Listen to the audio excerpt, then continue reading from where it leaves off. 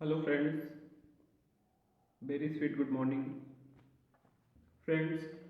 आज के इस टॉपिक में हम छात्र जीवन और प्रेम के बारे में बात करेंगे फ्रेंड्स। क्यों एक पर्टिकुलर टाइम पे आके जो हमारे शरीर में जो रागात्मक भावना होती है, जो रोमांटिक लव होता है, वो हिलोरे मारना शुरू कर देता है फ्रेंड्स। क्या आपने कभी इसके बारे में सोचा है फ्रेंड्स? स्टूडेंट और प्रेम की समझ सोचने का एक कारण है। क्या कारण है? एक पार्टिकुलर उम्र में ही इस तरह की प्रेम का भाव उदय होता है। इस तरह कहने का मतलब रागात्मक प्रेम या रोमांटिक लव कह रहा हूँ कि चलिए एक उम्र ले लेते हैं। 13 से 14 वर्ष की उम्र में यह भावना आने लगती है। यह भावना बहुत ही प्रबल होती है फ्रेंड्स। इससे पहले ऐसा क्यों नहीं था? देखिए, प्रेम तो था। एक छोटे बच्चे को देखिए, माँ से कितना ज़बरदस्त प्रेम करता है। बाद में जो उसे रखने लगता है, खिलाने लगता है, गोद में लेकर के उसे घुमाने लगता है, वह उससे प्रेम करने लगता है। प्रेम की भावना तो है, लेकिन वह दूसरे किस्म का प्रेम है। फिलहाल हम उस प्रेम की बात नहीं कर रहे हैं, क्योंकि यहाँ भी घपला तभी होता है जब सभी एक दूसरे के मेल मिलाप हो जाते हैं। भगवान श्री राम के चरित्र के बारे में बात होती है तो मैंने देखा है कि लोग इसका उसमें उसमें इसका मिला देते हैं। रामचरितमानस के आधार पर बहुत सारे ग्रंथ लिखे गए हैं। अब उसमें से आप ज़रूरत के हिसाब से कुछ हिस्से को उठा लेते हैं, तो कुछ इसमें से उठा लेते हैं और कुछ उसमें से उठा लेते हैं, कुछ रामलीला से उठा लेते हैं, कुछ टीवी सीरियल चैनल से उठा लेते हैं, और पता चलता है कि राम का चरित्र जो सही मायने में था वो गड़बड़ हो गया। आप अपनी सुविधा के अनुसार उसका विश्लेषण कर रहे हैं। दोस्तों, प्रेम के मामले में भी यही हो रहा है। मुख्य रूप से मैंने यह प्रश्न उठाया कि क्या कारण है कि जब हम पार्टिकुलर एज में पहुंचते हैं तो उसी समय जो प्रेम की रागात्मक भावना होती है वो हमारे दिलों में हिलोरे मारना शुरू कर देती है।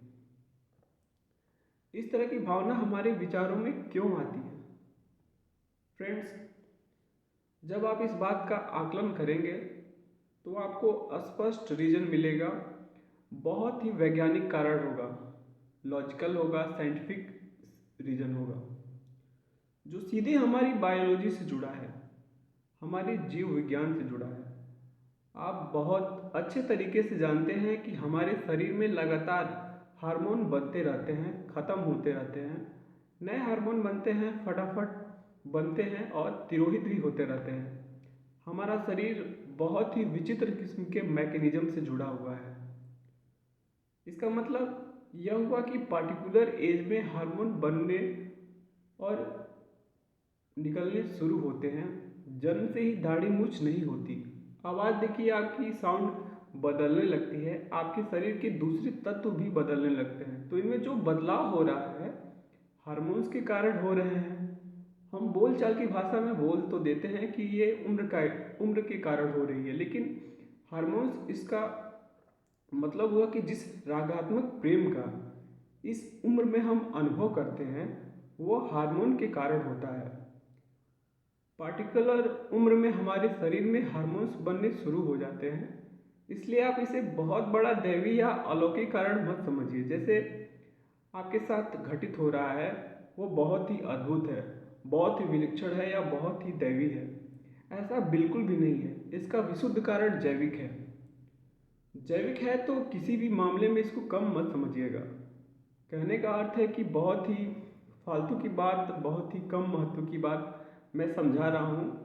भैया, हार्मोन के कारण ये सारी चीज़ें होती तो हैं, ऐसी कौन सी बड़ी बात हो गई? मैं ऐसा बिल्कुल नहीं कह रहा हूँ।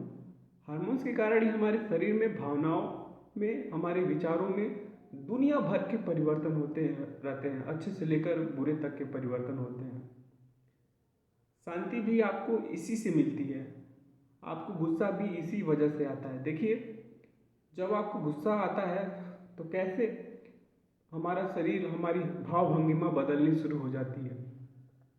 हमारे ओंठ फड़फड़ाने लगेंगे, आंखें लाल हो जाएंगी, रोए खड़े हो जाएंगे, आपको गुस्से से तमतमा जाएंगे। आखिर ऐसा क्या हो गया? किस वजह से आपको गुस्सा आया?